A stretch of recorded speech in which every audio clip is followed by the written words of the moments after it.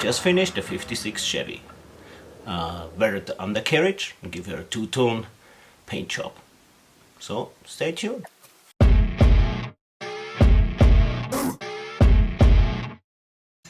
Hello YouTubians and fellow hobbyists. Well, I hope you all doing fine. You have a nice project on your bench and you have a couple minutes for me.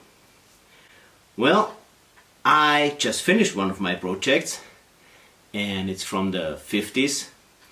In my opinion, 50s had like one of the most gorgeous car designs, and I picked one, and that is a 56 Chevrolet. So that's reason enough to build one.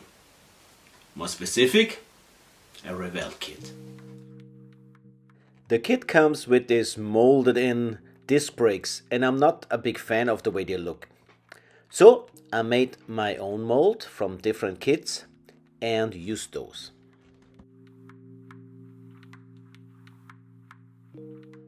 After the disc brakes were done, I painted also the rims, and I was ready to take care on the underbelly of the car.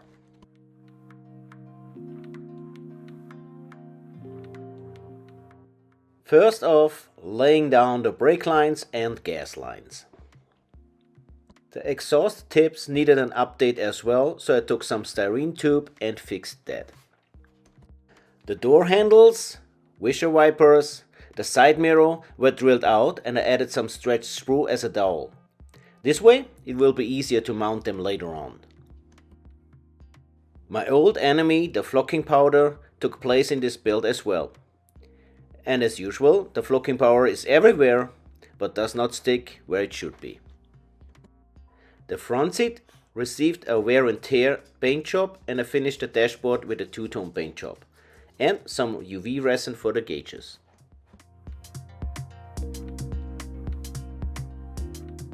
Some more detailing and the interior was ready to go.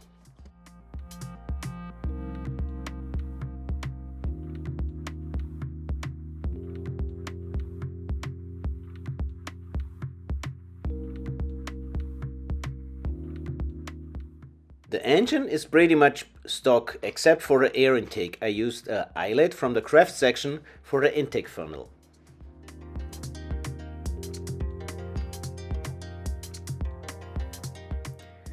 I used this project mainly to practice my painting skills, and the belly of the car is the right place to try different things out. So I started with the sponge technique, which is basically you dip the sponge in paint and get rid of the most of it on a kitchen towel and then apply it to the model.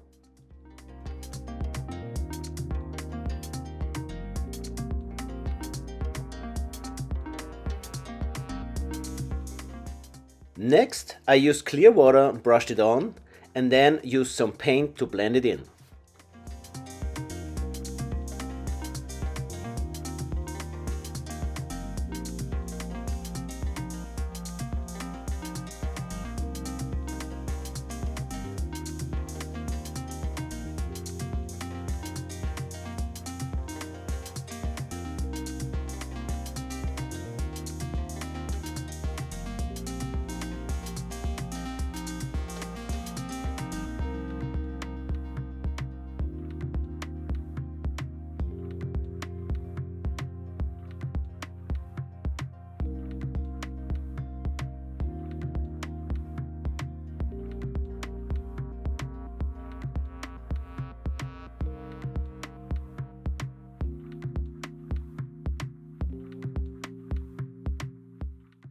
Now the wheels could be mounted and the rolling chassis was done.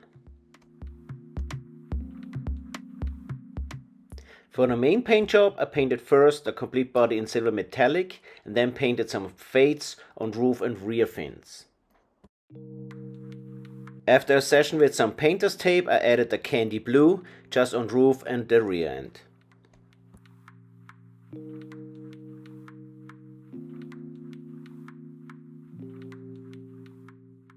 Some decals from a different kit on the hood and a lot of clear coat finished the job. Now just some assembly and the car was done, and here is the finished build.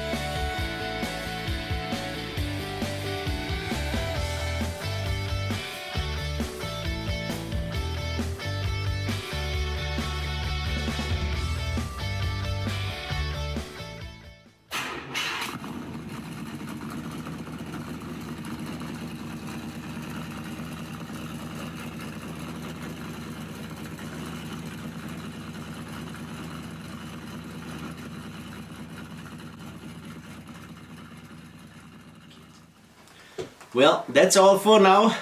I have already the next build on the bench. This time we put the time machine 20 years forward to 1970. It's a Dodge Charger. We have already some cool ideas that we're gonna make with it. We will see what's coming out. So, till then, stay safe. Have fun with your builds. See you next time.